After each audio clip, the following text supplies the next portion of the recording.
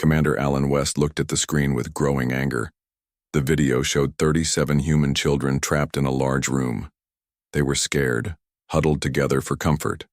The blue lights of the alien ship made their faces look pale. West watched as a tall, thin alien poked at a young boy with some kind of scanning device. "How long have the children been missing?" West asked, keeping his voice steady despite his rage. Lieutenant Susan Miller checked her tablet.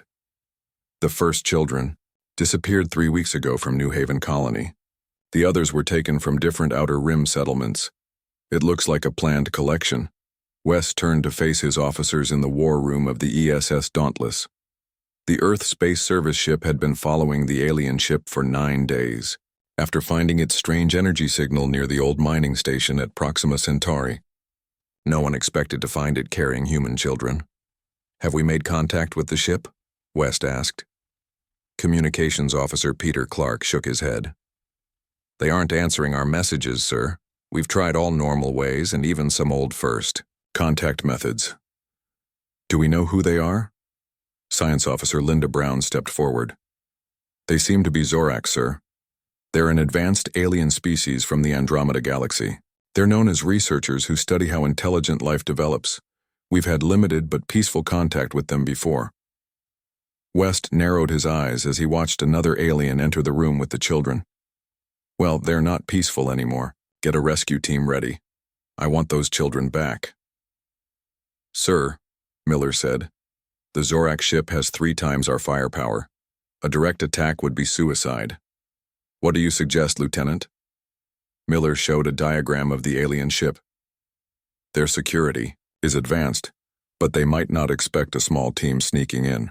If we can get aboard without being seen, we might be able to reach the children and transport them out before the Zorak know what's happening." West nodded. "Make it happen. I want our best people on this. And find someone who can speak their language. When we get those kids out, I'm going to have a very direct talk with whoever's in charge." As the officers left to prepare for the mission, West kept watching the screen. One of the children, a little girl with pigtails, looked directly at the camera as if she could see him. Her eyes were wet with tears, but her jaw was set in a brave expression. "Hold on," he whispered. "We're coming for you." The shuttle floated quietly through space, its engines running at minimum power. Inside, 4 humans sat in tense silence. Their combat suits were designed to hide their life signs from Zorak sensors. Sergeant Olivia Taylor checked her equipment one last time. As team leader, she felt responsible for both her squad and the 37 children they needed to rescue. Next to her, communications specialist Ryan Ford was studying Zorak language patterns on his tablet. "Remember," Taylor told her team, "this is extraction only. We get in, find the children, and get out. No heroics." The other 2 team members, security specialist William Jones and medical officer Nancy Green, nodded in understanding. "I've studied their ship layout from our scans," Jones said. "The room with the children is here near what we think is their research section. We'll need to get past at least 3 security checkpoints." "Can you do it?" Taylor asked. Jones gave a tight smile. "Their technology is advanced, but security systems follow logical patterns. I have a few tricks that should work." The shuttle continued approaching, using the Zorak ship's exhaust cloud as cover. As they got close to the hull, Jones activated a special device that created a temporary blind spot in the alien vessel's sensor system. "We have an opening," he whispered. 90 seconds before their system fixes itself." Taylor guided the shuttle to a maintenance hatch. The team quickly put on their helmets and depressurized the cabin. When the indicator light turned green, they pushed out into space using small bursts from their suit jets to reach the alien hull. Jones worked fast, attaching a device to the hatch controls. After a tense moment, the hatch slid open, showing a dimly lit corridor. One by one, they entered the Zorak ship, and the hatch closed silently behind them. "We're in," Taylor reported through the secure communication link to the Dauntless commander. West's voice came through, slightly distorted but clear enough. "Good work. Remember, stealth is essential. We're monitoring your progress but can't risk communication once you're deeper inside. You have 3 hours before we need to move the Dauntless to avoid detection." The corridor split in 3 directions. Jones checked his scanner. Life signs that way. He pointed left. But they're not human. The children should be 2 levels down. They moved quietly through the alien ship. The walls glowed with a faint blue light that made everything look strange and eerie. Twice they had to hide in alcoves as Zorak crew members passed by, their long, thin bodies seeming to glide rather than walk. When they reached the first security checkpoint, Jones connected his device to what looked like an access panel. "Their system design is fascinating," he whispered. "It's almost like it's partly alive." After a tense minute, the barrier in front of them shimmered and disappeared. They continued downward, following Jones's scanner, until they reached a massive docker with strange symbols. Ford studied the symbols briefly. "It's warning about contamination. This must be it." Jones worked on the door while the others kept watch. Sweat formed on his forehead despite his suit's cooling system. Almost got it. The door slid open with a soft hiss, revealing the room they had seen in the video feed. The children were still there, huddled together on the far side. When they saw the human rescue team, their eyes widened. But Taylor quickly put a finger to her lips, signaling for silence. Green moved immediately to check the nearest child. "They seem unhurt," she whispered. "But they're scared and some need water." "Let's move," Taylor ordered. "Ford, explain what's happening to them. We need them to stay calm and do what we say." As Ford gathered the children and explained in quiet tones that they were being rescued, Taylor's communication unit suddenly crackled to life. "Team, be warned," West's voice came through, urgent and tense. "We're detecting movement. Multiple Zorak are heading toward your position. Time to extraction point, 15 minutes. Taylor looked at the 37 children, then at the single. "Exit." "Change of plans," she said. "We're going to need a distraction." Taylor looked around the room quickly. Their exit was blocked and they had 37 scared children to protect. She needed to think fast. "Jones, can you access their communication system from here?" she asked. Jones moved to a panel on the wall. "I think so. Give me a minute." While Jones worked, Taylor turned to Ford. "Tell the children we're going to play a game. They need to be very quiet and follow us exactly." Ford nodded and began speaking softly to the children, who listened, with wide eyes. The oldest, a boy about 12, helped gather the younger ones. Green was checking each child quickly. They've been given something to keep them calm. Nothing dangerous, but they might move slower than normal. Taylor's mind raced. They couldn't fight their way out. Not with children in tow and against superior numbers. They needed another way. "Got it," Jones whispered. "I'm in their system." "Can you trigger alarms in another section? Make them think there's a problem far away from us?" Jones grinned. "I can do better than that." His fingers moved across his device. "There. I've created what looks like a hull breach in their cargo section. Emergency protocols should pull most of their security that way." Almost immediately, they heard alarms blaring through the ship. The lights in the corridor outside flashed from blue to red. "Now we move," Taylor ordered. "Green, you lead with Ford. Jones and I will cover the rear. Stay together and move fast." They organized the children into a line, each holding hands with the one in front and behind. The oldest children helped the youngest. Then they moved out into the corridor, turning away from the approaching Zorak security team. Jones consulted his scanner. "Maintenance shaft ahead on the right. It should bypass the next checkpoint and lead directly to the level where we docked." They had barely gone 20 meters when a voice called out behind them. Taylor turned to see 3 Zorak at the far end of the corridor. The aliens were tall and thin, with large eyes that widened at the sight of the humans. "Keep moving," Taylor told the others. To Jones, she said, "Can you seal the doors behind us?" Jones nodded, fingers already dancing across his device. The heavy doors began to close, but not before one of the Zorak raised what looked like a weapon. Taylor pushed the last child through the door just as a beam of energy hit the wall beside her. The door slammed shut and Jones quickly disabled the control panel. "That won't hold them long," he warned. "It doesn't need to," Taylor replied. "We just need enough time to reach the shuttle."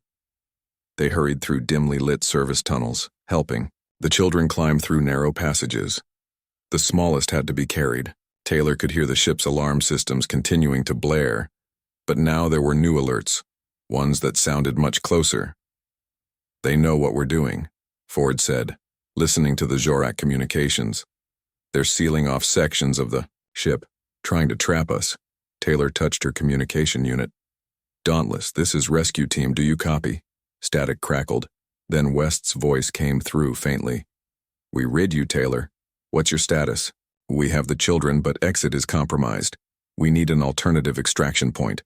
There was a pause, then West replied, "Understood. There's a research bay with an external airlock on level 3, section D. Can you reach it?" Jones checked his scanner. "Yes, but it's crawling with Zorak." "We'll give you a diversion," West promised. "Be ready to move in 3 minutes." Exactly 3 minutes later, the entire ship shuddered violently. The lights flickered, then went out completely, replaced by dim emergency lighting. "The Dauntless is firing on their engines," Ford translated from intercepted communications. "Not enough to disable them, but enough to trigger emergency protocols." "Now's our chance," Taylor said. "Move." They rushed through the darkened corridors, encountering confused Zorak crew members who were too busy with emergency procedures to stop them. When they reached Section D, they found it almost deserted. The research bay was a large room filled with strange equipment. At the far end was the airlock West had mentioned. "Jones, get that airlock open," Taylor ordered. "Green, Ford, get the children ready for space exposure. We may need to make a short jump." As Jones worked on the airlock controls, the main door to the research bay slid open. A Zorak entered, taller than the others, with markings on its exoskeleton that suggested higher rank. "Stop," it said in surprisingly good English. "You cannot take them." Taylor raised her weapon. "We already have. Stand aside." The Zorak tilted its head. "You do not understand. These specimens are vital to our research. Their neural patterns, they are not specimens." Taylor cut in, her voice like ice. "They are children, human children." The alien seemed confused. "Yes, juvenile humans. That is why they were selected. They're developing brains."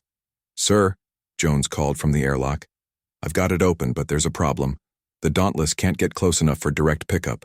The Zorak defenses are still active." Taylor kept her weapon trained on the Zorak. "Then we'll use the shuttle." "The shuttle was damaged in the attack," Jones replied. "We have maybe enough thrust for one short burn, but not enough to reach the Dauntless." The situation was growing desperate. More alarms were sounding, and Taylor could hear movement in the corridor outside. Soon they would be surrounded. The Zorak scientist was still watching them, its large eyes blinking slowly. "You would risk your lives for these juvenile humans?" "Without hesitation," Taylor replied. The alien was silent for a long moment. Then it moved to a control panel and began entering commands. "What are you doing?" Taylor demanded, raising her weapon higher. "Saving your lives, perhaps," the Zorak replied, "and preventing a terrible diplomatic incident."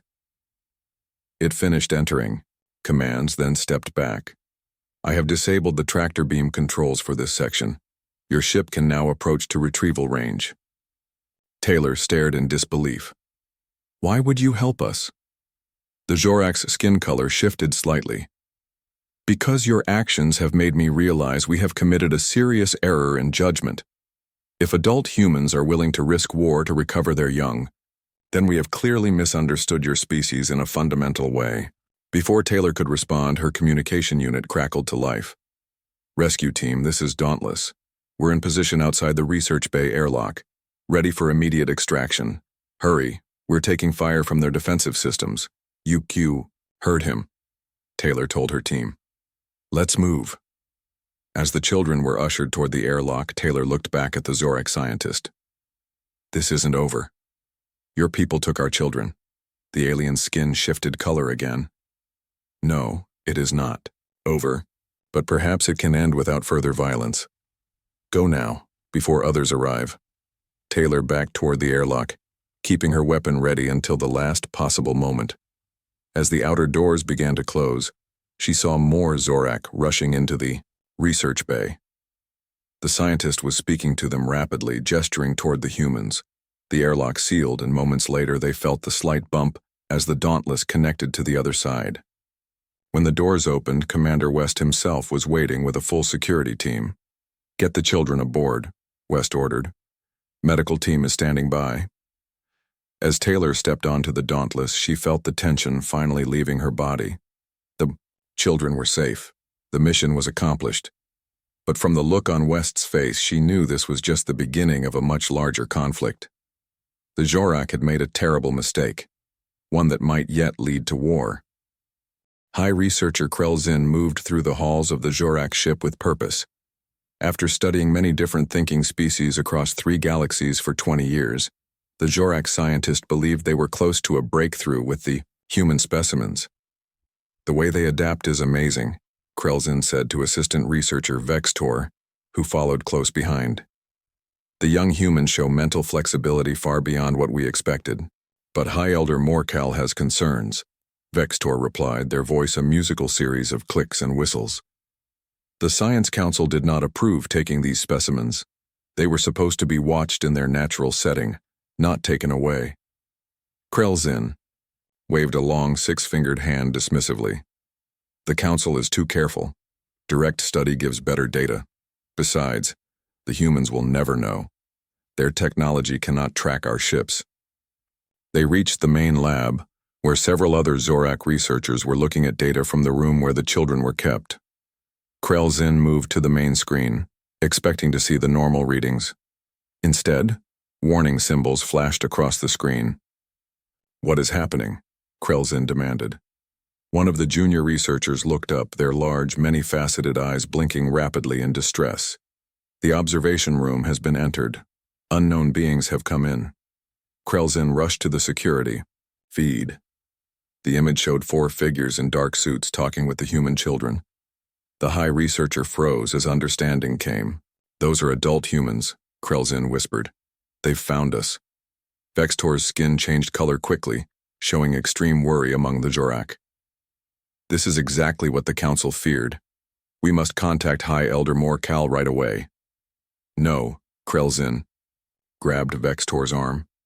"If the Council learns about this, my research will be stopped. We must handle this ourselves.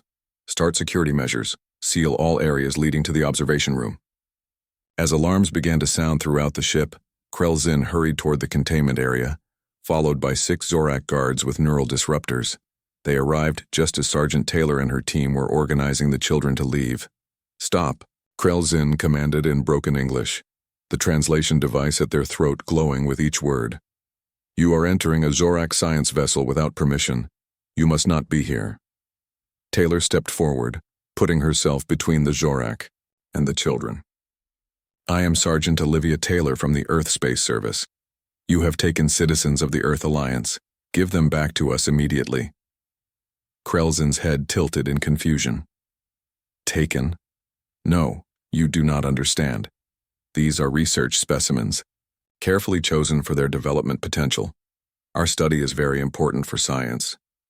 "They are children," Taylor replied, her voice cold with anger, "not specimens." For a moment silence filled the room. Then Krell-Zin spoke again, truly puzzled. "Yes, they are in the young stage of development. That is exactly why they were chosen. Their brain flexibility is at perfect levels for our research." Ford stepped forward. "You don't understand what you've done, do you? On Earth and all human worlds, protecting children is our highest law. By taking them, you've done something that could be seen as an act of war." Krell-Zin's skin paled to a gray color. "War? Over young specimens? This makes no sense. We meant no hostile action. Our research is peaceful." "Then prove it," Taylor said. "Let us take the children home." Before Krell-Zin could answer, the ship shook violently.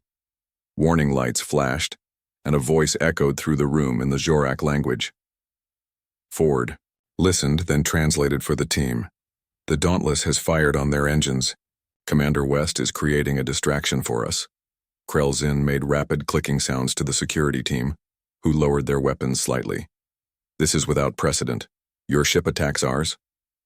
You left us no choice. Taylor replied. Now, we're leaving with these children. You can either help us or get out of our way. The ship shook again. Krelzin's large eyes blinked rapidly in what appeared to be the Zorak version of panic. This situation has gone beyond my authority. I must talk to High Elder Morcal. As Krelzin turned to leave, the door to the room slid open, revealing a much older Zorak. This one's outer shell had a pearl-like quality that the others lacked, and the other Zorak immediately lowered themselves in respect. There is no need for consultation, the elder Zorak said, its translation device producing perfect English, without an accent. I have been watching this situation since the humans first approached our vessel. Krelzin bowed low before the elder. High Elder Morcal, I can explain. Silence, Morcal said quietly, yet with clear authority. You have broken our most sacred research rules, Krelzin. Specimens are to be observed in their natural environment, never removed without full understanding of the species' social structures. The High Elder turned to Taylor. Sergeant, I offer my deep apologies on behalf of the Zorak Science Collective. It seems we have made a serious error in our assessment of human society. Taylor kept her weapon ready. You kidnapped 37 children from their homes. Error doesn't begin to cover it. Indeed, Morcal agreed. But I hope we can resolve this without further violence. I have already ordered our defensive systems to stand down. Your ship is no longer in danger. And the children? Taylor demanded. They will be returned immediately, of course. But first, may I explain something? It might help prevent such misunderstandings in the future. Taylor glanced at Ford, who nodded slightly. Make it quick. Morcal gestured to the surrounding laboratory. The Zorak are researchers. We study the development of intelligent life across many galaxies. In most species we have encountered, juvenile members are considered replaceable, valuable mainly for continuing the species, but not as individuals. That's not how humans see children, Taylor said firmly. So we are learning, Morcal replied. When Krelzin proposed studying human neural development, the Council approved observation only. The decision to remove specimens, children, was made without authorization. Commander West's voice came through Taylor's communication unit. Taylor, what's your status? We're reading multiple life signs in your vicinity. We're in talks with their leadership, Taylor replied. Stand by. Morcal continued. In Zorak society, the actions of one researcher reflect on all of us. I offer myself as surety for the safe return of your young ones. Further, I propose a full diplomatic meeting to discuss reparations and establish protocols to prevent any similar incidents. The ship shuddered again, but less violently this time. That would be the dauntless docking with our research bay, Morcal explained. I took the liberty of providing them access. Commander West is quite insistent. As if on cue, the doors slid open again, and Commander West entered with a squad of armed security officers. He took in the scene with a quick glance, then focused. On Morcal. I am Commander Alan West of the Earth Space Service vessel Dauntless. You have committed an act of aggression against Earth Alliance citizens. Commander, Taylor interjected. High Elder Morcal claims this was unauthorized research, not an official act. They're offering to return the children and discuss reparations. West's expression remained hard. Is that so? Well, High Elder, you should know that half the Earth fleet is already mobilizing. This incident has gone all the way to Alliance High Command. Morcal's skin shifted to a deep blue color. We deeply regret this situation, Commander. But perhaps you can explain something to me. In our studies of intelligent species, we have observed that most value scientific knowledge above individual welfare, especially regarding developmental specimens. Your reaction to our collection seems extreme by comparison. West stepped closer to the alien elder, his voice dropping to a dangerous level. You imprisoned human children? Are you out of your mind? There is nothing that humans protect more fiercely than our children. They are not specimens. They are our future, our most precious resource. Morcal's skin deepened to an even darker blue. This cultural value was not in our data. Our preliminary observations were clearly inadequate. That's putting it mildly, West said. Now we're taking these children home. Then you and I are going to have a very long conversation about what happens next. As the security team began escorting the children toward the Dauntless, Morcal watched with what seemed like genuine curiosity. Fascinating. Your entire species responds this way to threats against your young? Universal human response, Ford confirmed, helping a small boy who was having trouble walking. Even humans who don't have children of their own will risk their lives to protect a child in danger. Then we have much to learn about humanity, Morcal said softly. And much to make right. The meeting room on the ESS Dauntless was tense. On one side of the table sat Commander West, Lieutenant Miller, and Admiral Kate Rogers, who had arrived through faster-than-light communication as soon as West reported the situation. On the other side sat High Elder Morcal and two other Zorak officials. The children were safe, having been immediately brought back to the Dauntless and checked by the medical team. Most were thirsty and scared, but otherwise unhurt. They were now resting in the ship's recreation area, which had been changed into temporary sleeping quarters. Let me be very clear, Admiral Rogers began, her voice hard. The taking of human children is an act for which many in the Earth Alliance are demanding severe punishment. The only reason we haven't started a full military response is because all children were returned safely. Morcal's large eyes blinked slowly. We understand. How serious our mistake was, Admiral. The researcher responsible, Krelzin, has been removed from their position and will face our justice system for breaking our most basic rules. Your internal discipline is your business, Rogers replied. Ours is making sure this never happens. Again. May I ask a question? Morcal inquired, tilting his head slightly. In our studies of many thinking species, we have seen that many value scientific progress over individual welfare, especially regarding young specimens. Your reaction to our collection of young humans seems too strong by comparison. West leaned forward, barely controlling his anger. You imprisoned human children? Are you out of your mind? There is nothing that humans protect more fiercely than our children. They are not specimens. They are our future, our most valuable resource. Morcal's skin shifted to a deep blue, which Miller's cultural briefing had indicated, showed deep thought or regret. This cultural value was not in our data. It seems our early observations were terribly inadequate. That's putting it mildly, Rogers said. Now, let's discuss payments for damage and a formal agreement to prevent any similar misunderstandings in the future. For the next 6 hours, the humans and Zorak negotiated. The alien species, at first confused by the humans' emotional response, gradually began to understand as West and Rogers explained the central role of children in human society and the mental harm that kidnapping could cause.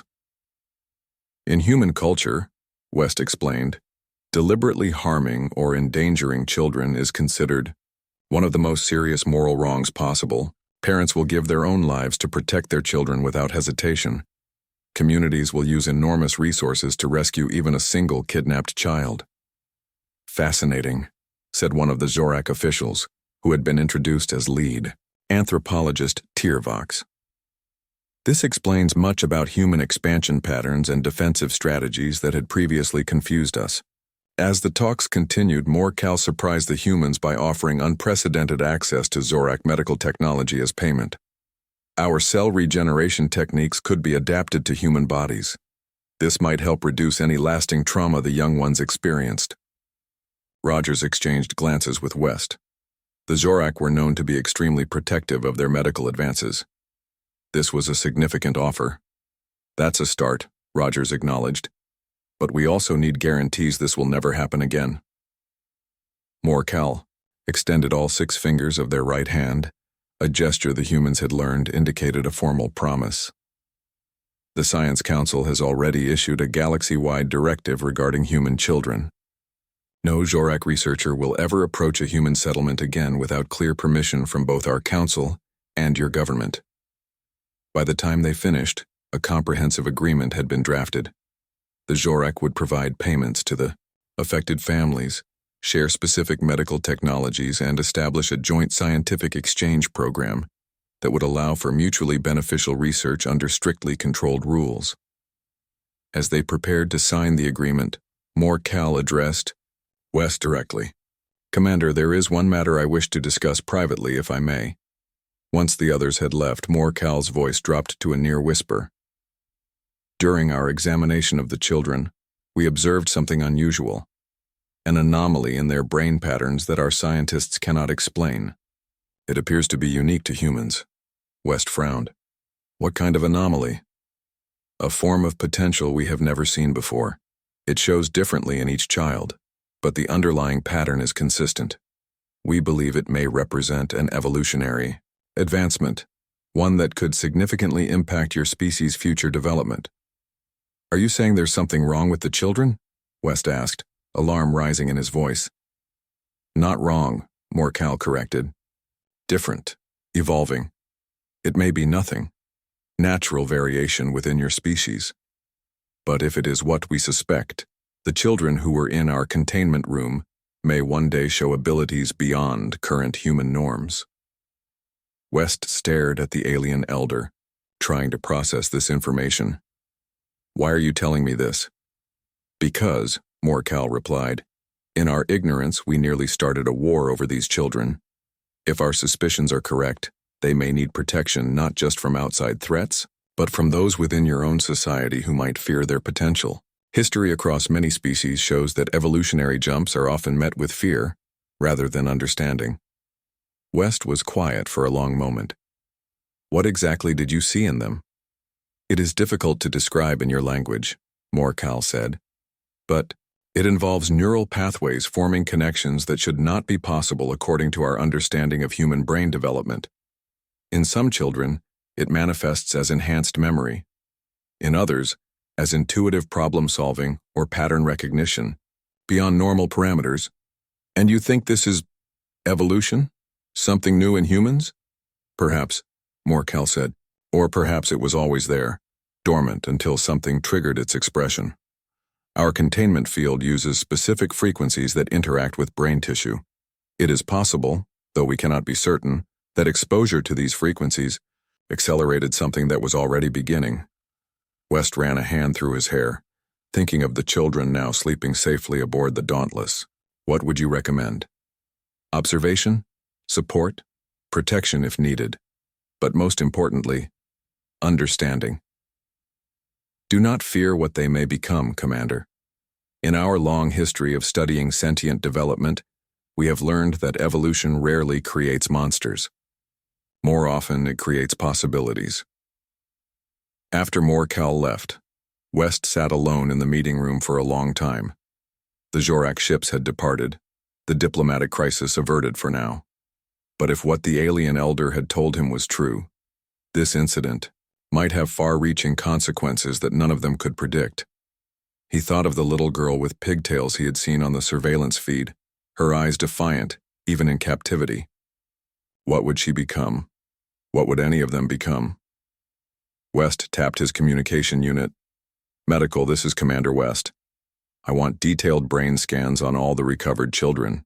Compare them to baseline human norms. Look for any unusual patterns or anomalies. Top priority, but keep it confidential for now." "Understood, sir," came the reply. "May I ask why?" West stared out the viewport at the stars beyond. "Just a hunch, Doctor. Just a hunch." 6 months after the Zorak incident, Commander West stood at the window of the New Haven Colony's Education Center. Inside, 23 of the children who had been taken were doing various learning activities. The other 14 had returned to their home colonies, but West made a point of checking on them whenever his work allowed. "They seem to be adjusting well," said Dr. Elizabeth Carter, the child psychologist who had been working with the children since their return. West nodded. "Any signs of the anomalies the Zorak mentioned?" Carter paused, then motioned for West to follow her to her office. Once the door closed behind them, she turned on a privacy field. "I wasn't sure at first," she said, showing several brain scans on her screen. "The changes are small and they vary from child to child, but yes, there's definitely something happening." She pointed to several areas highlighted on the scans. These brain pathways shouldn't be connecting this way, but they are. In some children, it's affecting memory. In others, spatial reasoning or pattern recognition. A few are showing signs of what I can only describe as intuitive problem solving. They're finding solutions without being able to explain how they got there. Is it dangerous? West asked. Not dangerous, no, but definitely unusual. And it's growing. The more they use these new pathways, the stronger the connections become. West thought about Cal's warning. Have you reported this to Alliance? Medical? Carter nodded. I sent my findings last week. They've asked that all the children be brought to the main research facility on Mars for evaluation. No, West said firmly. Carter blinked in surprise. Sir? These children have been through enough. They've been treated as specimens once already. I won't let it happen again, even by our own people. But the potential implications can be studied right here, West interrupted. Set up whatever research you need, but these children stay in their communities with their families. That's an order, Doctor. Carter looked like she wanted to argue, but instead nodded reluctantly. What should I tell Alliance Medical? West stared through the window at the children. One of them, a 10-year-old boy named Kevin Harris, was building an incredibly complex structure with magnetic blocks, his hands moving with a speed and precision that seemed almost unnatural. Tell them the truth, West said finally. These children may represent the next step in human evolution, but they're still children first, not research subjects. We protect them, guide them, and learn from them, on their terms, not ours. As if feeling he was being watched, Kevin looked up and met West's gaze. The boy smiled, a normal, childlike expression that hid the extraordinary potential developing in his mind. West smiled back, even as he wondered what these children might become and how humanity would adapt to the changes they represented. One thing was certain. Whatever challenges lay ahead, he would ensure that these children faced them as persons, not specimens. 3 years later, West stood in the same spot, watching the same children. Now they were teenagers, and the changes Cal had predicted were impossible to ignore. Kevin, now 13, had developed an intuitive understanding of physics that had allowed him to design a new type of energy converter. Lisa Chen, 14, could learn any language in days rather than years. And little Emma Wilson, just 11, could solve mathematical problems that stumped university professors. They're thriving, Dr. Carter said, joining West at the window. Not just academically, but socially and emotionally, too. Your decision to keep them here was the right one. West nodded. Any word from the Oversight Committee?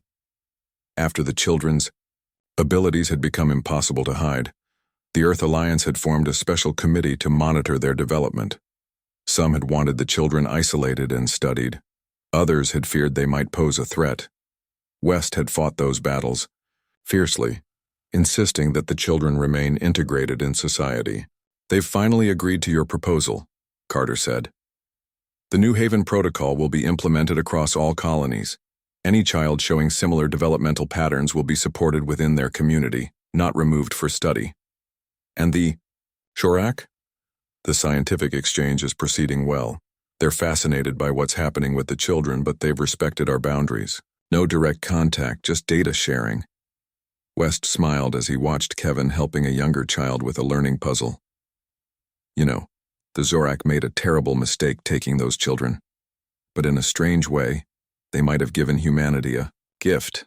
How so? Carter asked. They forced us to confront what matters most to us as a species, protecting our children, while simultaneously helping us discover new potential within those same children. It's almost poetic. As West prepared to leave, Kevin looked up again and waved. There was knowing in the boy's eyes now, an awareness that he was different, special. But there was also kindness and a deeply human compassion. Commander, Kevin called, are you coming to the science fair tomorrow? I've got something new to show you. Wouldn't miss it, West replied. Later that night, in his quarters on the station, orbiting New Haven, West recorded a personal log entry. The Zorak incident taught us something important about ourselves and about how we're seen by other species in the galaxy. Our fierce protection of our children isn't universal. It's distinctly human. And now, as these children grow and develop abilities we never imagined, that protective instinct is being tested in new ways. Some fear what these children might become. Others want to control them, study them, use them. But I keep coming back to what I told Morcal 3 years ago. There is nothing humans protect more fiercely than our children. Even, perhaps especially, when those children are evolving into something new. I don't know what Kevin and the others will eventually become, but I know they'll have the chance to discover that for themselves as humans, not specimens. And I know that whatever challenges lie ahead, humanity will face them together, guided by our most fundamental value, protecting our future through our children. The Zorak were right about one thing. The children are evolving. But they were wrong about what that means. These aren't just subjects for study, they're the next chapter in our story. And I, for one, can't wait to see what they write. West ended the recording and looked out at the stars. Somewhere out there, the Zorak were surely still puzzling over the species that had reacted with such fury to the taking of its young. Perhaps, in time they would understand that in this response lay the very essence of humanity, not just its fierceness, but its capacity for forgiveness and growth. For now, though, the children slept safely under the protection of their own kind. And that, West reflected, was victory enough.